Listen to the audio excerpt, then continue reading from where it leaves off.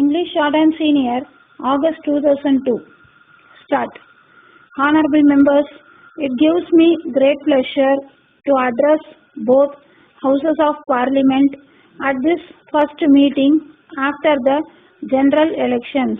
I extend my warm greetings to all of you.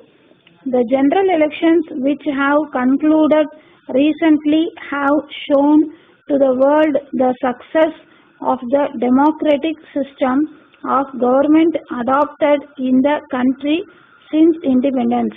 At this important stage in the history of the country as well as the history of the world, our first task should be to give a clean and efficient administration.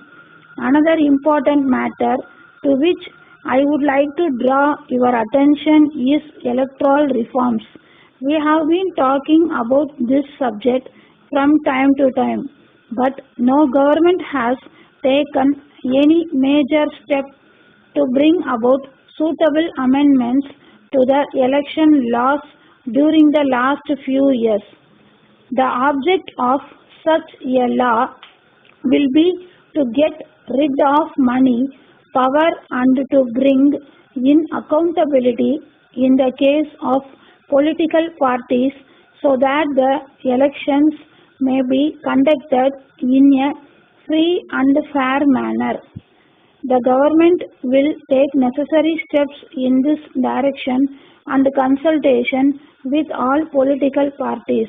On this occasion, it would be proper for me to point out that the government will always try to maintain the honor and independence of the judiciary.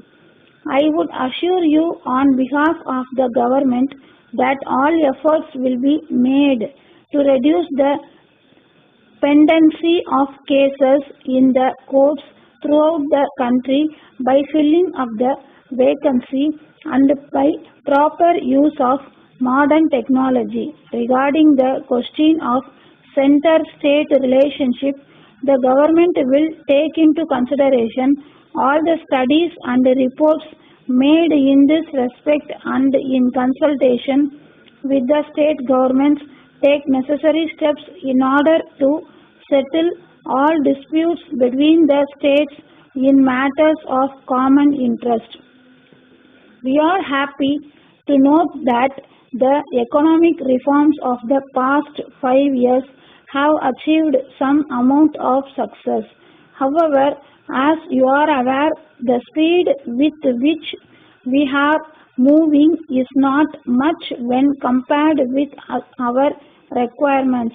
This government would give personal attention to this matter and speed up the reforms while maintaining the basic framework of a sound economic policy.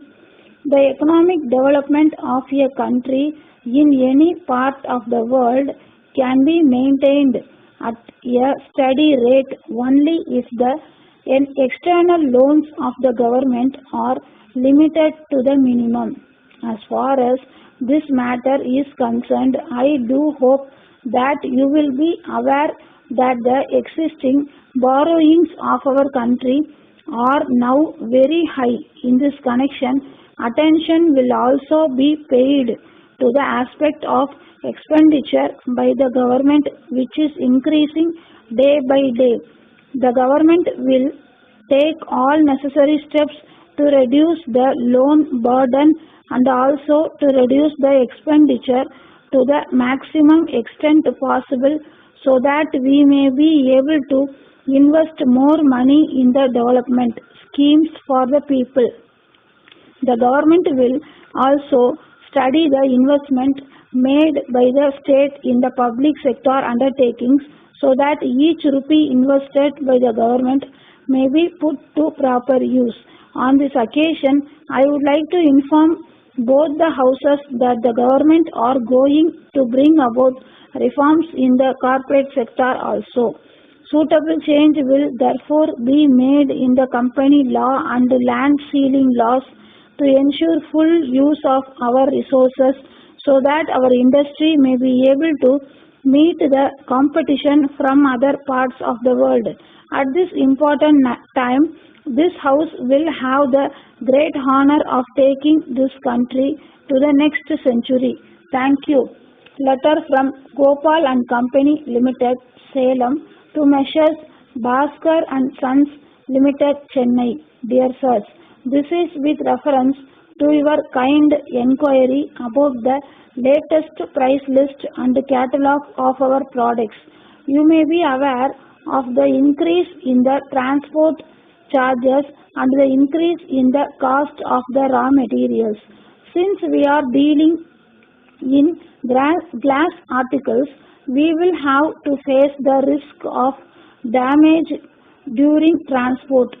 We are sorry to inform you that our factory remained closed for 2 months last year, and this has resulted in the decrease in turnover compared to the previous year. We are therefore not in a position to supply the materials at the existing rates and are forced to increase the price by 5%. We request you kindly to bear with this increase. We also request you take all steps necessary to market our products in this part of the country, and we are willing to pay the necessary charges that may be incurred by you in this regard. On this occasion, we would like to place on record our gratitude for our support and help which has helped us to tackle our difficulties. We look forward to the pleasure of your continued support in the years to come. We enclose here with our latest price list and catalog. We would be glad to send you any other information that you may require. Yours faithfully.